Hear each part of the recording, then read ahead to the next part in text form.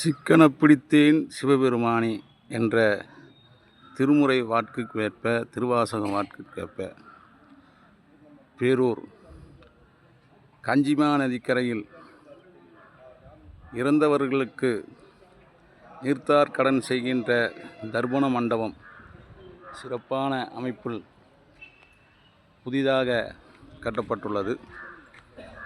பட்டீஸ்வரசாமி கும்பாபிஷேக விழாவில் தர்ப்பண மண்டபம் சிறப்பு.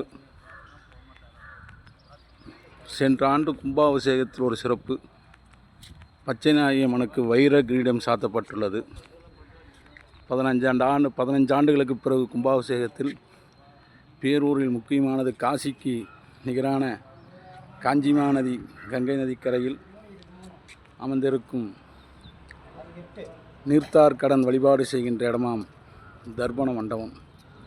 சிறப்பாக 9 கோள்களுக்கு 9 தூண்களை செய்துள்ளார்கள். சிறப்பு.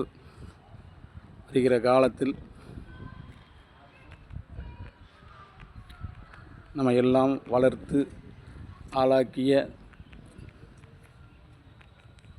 தாத்தா பாட்டி அப்பா அம்மா அவர்களின்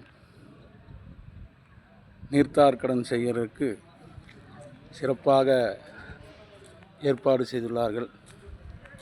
அழகு தர்ப்பண மண்டபம், திதி கொடுக்கின்ற இடம் காஞ்சிமா நதி. சிறப்பான வேலைப்பாடு. உபயமாக